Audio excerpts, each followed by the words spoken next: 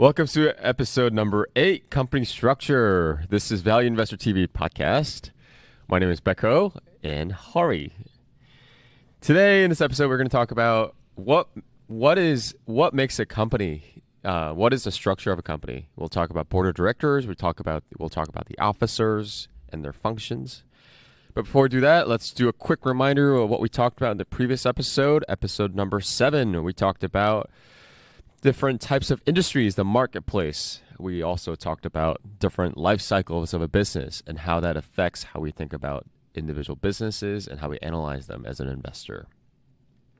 With that, let's move on to our topic for this episode, company structure. So the first thing we want to talk about is the board of directors. Board of directors aren't really in the media very much. A lot of times people focus on the CEO, the C-suite, as people say, CEO, COO. They're the ones who get the most credit. But behind the C-suite, behind the leadership of a company, there is what's called board of directors. And it's a hidden force, but it's a very powerful force on governance of the company. So tell us, Hari, what is board of directors, their functions, who has a seat on the board? Tell us about that. Yeah, so, the reason that you should care about this is that a lot of people don't pay attention to the board of directors. I certainly have in the past, not paid attention to it. But the reason that it's so important is that the board is the one that is responsible for making sure that the CEO, the COO, the executives at the company do their job, right?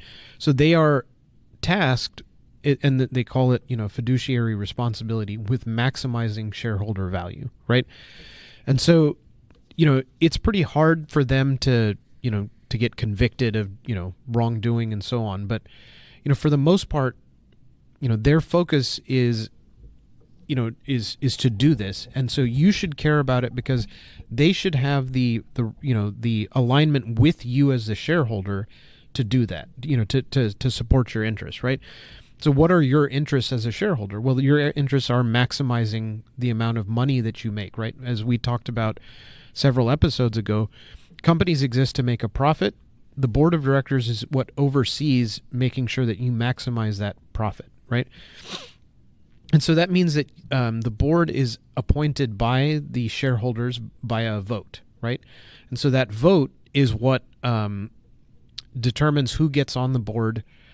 And, depending on the company, they may be on there for 2 years or 3 years or 5 years, depending on how they, it's all based on, the company's bylaws. And you can read this in an annual report and it'll tell you all that information. Yeah. Or even then, even annual report, digging into that is very good. But if you just go to the website, right, ir. Whatever, investor.thecompanyname.com. Yeah, you'll be able to find the board of directors on there. And so typically the way it works is, they try to have some people who are on the board because they are knowledgeable about the industry. Some of them are on this, because they have a financial background and they, serve an audit purpose, to audit the books, make sure that the finances are reported accurately to the SEC. And then there are other people on the board who, they have a technology background, for a tech company, or maybe they're and so they serve a specific purpose for, a company. And, the thing is, the board, you may serve on a board of directors for 1 or 2 years, and then that your purpose for, may change. And so you may be moved off of the board because you're not needed anymore. Right. For example, if you're transitioning a company into something, new industry, or, you're changing the way that you're doing stuff, you may have, a couple people that are brought on and they stay there for a short amount of time. And then there are some people who are tasked with actually determining how much the CEO, COO, and other executives get paid. Mm-hmm. And what are their compensation packages. So if they hit certain targets, they meet certain criteria, they go forward. And so you said, well, that sounds boring, and why should I care, and all that? Well, the thing is that if these people are basically proxies for you, right? You as an owner of this business would want to determine certain things. You want the CEO to be paid based on performance, right? And you want them to be incentivized to see the share price go up, to make better, decisions for the business long term, and so on. So when you start looking at compensation, think about it this way. Let's say that for our business, Hot Dog Inc., we have a board of directors, and I am the CEO, and I hire all of these people, and they're all my lackeys, right? And so I tell them, hey, you come work for me. You do, I'll give you a sweet salary, to be on this board of directors, and you just basically say yes to everything I ask for. And if you do that, what do you think is going to happen? Well, the natural incentive for the board at that point is to, well, this is a sweet gig. I'm getting paid, $250,000 a year. I'm just going to say whatever the guy tells me to and collect a nice paycheck. And, these guys have great sandwiches at their board meetings. So fantastic, right? Yeah. And that's what you come in for. Now, if you think about it the other way, now let's say I have a board where they're appointed to the board because they own a large percentage of the shares of the company, right? If I'm an investor in that business and I'm investing alongside people who also own a share of the business, right? The people who own a share of the business are going to be incentivized the same way I am, right? And they're going to want to see that the CEO does the right thing because their money is on the line in that case. And so when you start looking at this, you start seeing that the board has such an important responsibility. Now, a lot of companies that are publicly traded don't have a board that is full of people who invested money. Sometimes they do, sometimes they don't. And so some of the officers of that business, for them, it's just a job and it's just a paycheck. And, they get a paycheck, they move on to the next, place, screw that one up, and then they keep going, rinse and repeat. Mm-hmm. So what you want to pay attention to is, yeah, it's nice that they have all of the titles and that they have the right people, but what is their underlying incentive to make sure that you are doing the right thing? So let me give you a great example of this and to tell you why this is such an important thing. There's an oil and gas company that had, in 2012-13, the price of oil was $130 a barrel, right? So they go to the CEO and say, we are going to base your compensation on the number of barrels that you produce. And so at $130 a barrel, the more oil you produce, the more money we make. Fantastic. So the CEO, who is incentivized to do that, was pumping oil like crazy. Then the price of oil drops to $30 a barrel, and what does the CEO do? He doesn't care about at $30 a barrel, they're not making any money, right? They're actually losing money on every barrel of oil they produce. What does the CEO do? CEO continues to pump oil as fast as he can. Why? Well, because the CEO doesn't own any shares in the company. He doesn't really care about what the business does because his compensation is purely linked to how much money he gets from, for how many barrels of oil he produces. So,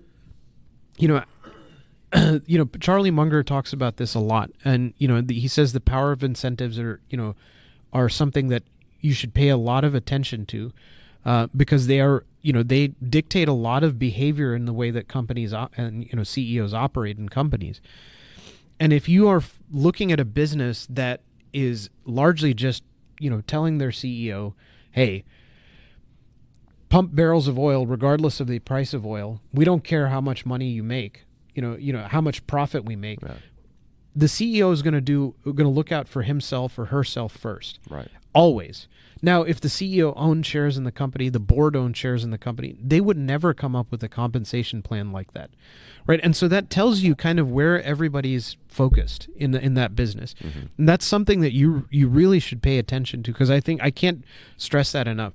Companies that have heavy insider ownership, the CEO, the board of directors own bunches of shares in the company, that tells you that they have a heavy vested interest in what happens to the money that they get, as an investment. Yeah.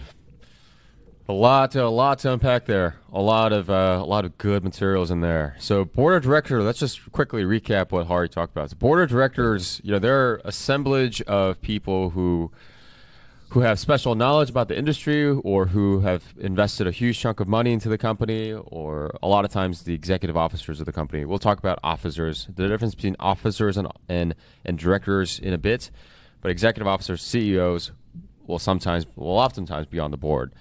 But their primary objective is the fiduciary responsibility, their legal obligation to maximize shareholder return.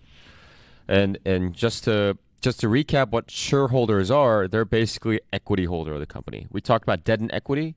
So if you'd invested in the company as an equity holder, so if you purchased a stock in return for in return for the cash that you give to the company, you're an equity holder in the company. And so board of directors is looking out for you, the shareholders, people who own equity share in the company. And Hari mentioned the board of directors serves various different functions. So auditing, governance, finance, compensation, and these different roles are oftentimes partitioned into different committees. So board of directors will have audit committee, compensation committee, finance committees, et cetera, and those committees will have people who will specialize in those areas to be the committee lead, committee chairman of that committee. But what's really important to understand and take away in this discussion is that the board of directors lay out the incentive plan for the operators, the CEOs of the company. So as Hari mentioned, the great example of the oil and gas company, pumping oil, number of barrels, regardless of the profit, that shows you the power of board of directors and why investors like you and I need to understand the incentive structures and who make up the board of directors. Very, very important topic, and like Hari said, can't emphasize this enough. And as I mentioned earlier, board of directors are often kind of shrugged off as this entity that no one really cares about, but it's so important. Yep. So we talked about operators, the officers. So tell us about that. What is their function, and how are they different from the board of directors? Yeah, so you typically think about officers in the company, the one people most notably, most commonly heard of publicly is the CEO, the chief executive officer, right? And so their chief executive officers, responsibility is to run the business, right? All aspects of the business, everybody reports up to the CEO. And so ultimately the CEO is responsible for how is the business's execution occurring, right? And if the board doesn't like how the CEO is doing things, they remove the CEO and get a new one. And you have other officers in the business too. The chief operating officer, who's manages the day-to-day operations of the business, make sure that the the right people are in the right place, that kind of thing. How is the business, from an operational standpoint, is it running smoothly? There's a CFO who's making sure that the financials are in place. They may raise money for the business. They may oversee the audit of the business. So they work with an auditing firm, prepare the accounting, the financials, and so on. And you may have, depending on the industry, if you're in the medical industry, you may have a chief medical officer, chief technology officer, chief information officer. Every business has this, and a lot of companies now hire tech people, even if they're not traditionally a tech business, just to support their, the technology, initiatives in that business. Mm-hmm. And then you go one step down, and you have vice presidents or presidents of various departments, and in some places that there may be multiple layers. They may have regional CEOs. They may have regional, district, and so this bureaucracy can kind of be, depending on the size of the business and so on. So, the thing that's important here is that ultimately it all rolls up to the chief executive officer of the whole company, the COO of the whole company, and so on. And what ends up happening with those titles is that if the board sees that the company isn't, and this is how it's supposed to work, and it doesn't necessarily always work this way, is that the board is unhappy with the officers, they remove the officers and appoint new ones. Or in the case of, there's criminal activity, or there's something, they're unhappy with the performance, or, there's, for example, the CFO may be removed from their office if there's problems with the SEC and financial reporting. Or they may resign on their own just because they're going to get fired. So those are the kind of things that you kind of have to see as a company, right? Mm-hmm. As, you have to fill in these titles and these people oversee that. Yeah. So why this is important is that you oftentimes find that, the story of how the CEO got to that position, right? Did they found the company and then they're running it, the day-to-day operations of the company, and they own a big chunk of the business, so their incentives are aligned with you. It's the same with the board of directors, right? Whereas you get a lot of companies that have existed for a long time, the CEO doesn't own any shares in the company, and they're just kind of a hired gun kind of situation. Their incentives are different from, the person who owns the business. And then you get into situations where you have the chairman of the board of directors who's also the CEO of the company. And this is actually quite frequent when the owner of the business, the majority owner, or, they can appoint themselves to the board of directors and to the CEO title. And so in that case, they cannot be removed because they're the ones with all the votes, mm-hmm. right? So, in terms of ownership, those people are going to do what's best for the shareholders because they are a shareholder themselves. Right. And so that's kind of how you want to pay attention to this stuff. For example, Jeff Bezos is the chairman and CEO of Amazon. He founded the company. He owns a huge chunk of the shares. There's no reason to remove him. If he's doing a fantastic job. He also reports to himself, basically. And because he owns a lot of shares in the company, he's going to focus on what is best for the company. And if you think about it that way, then you can say that it is okay if the chairman is also the CEO of the business. But, when you don't have a big stake, a financial stake, and, you could make the argument, Jeff Bezos has 99% of his net worth is tied up in his Amazon stock, right? So he would do nothing to, reduce his net worth. I mean, he's going to focus on what it takes to improve his own, standing. Mm-hmm. So you have to think about it that way too, as the owner of a business, or I'm buying shares in a company. What is the CEO and the chairman's role, and how do they exist together? Mm-hmm. Are they the same person? Are they different people? And how does that relate to the officers?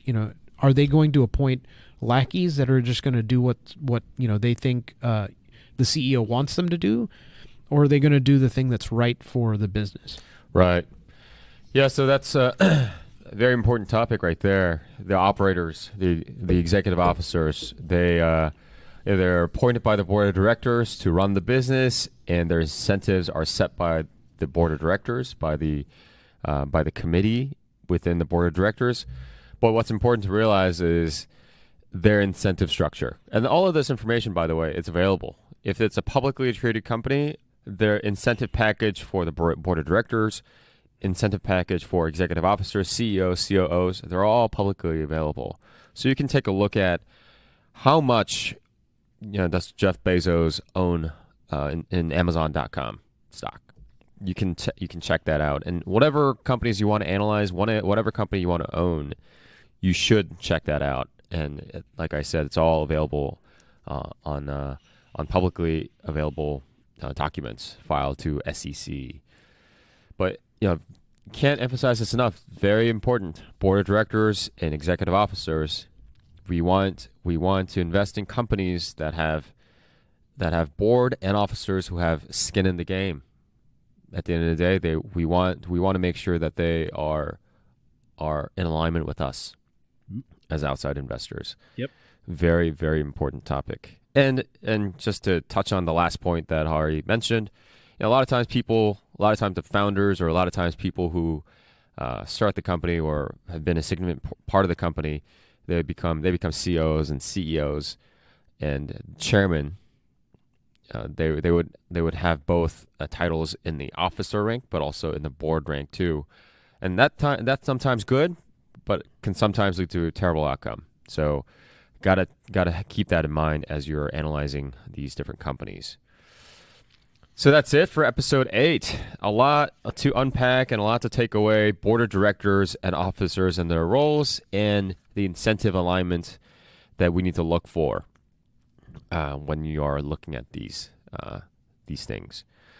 Well, thank you all for joining us on episode number 8, company structure. We're moving ahead, full steam.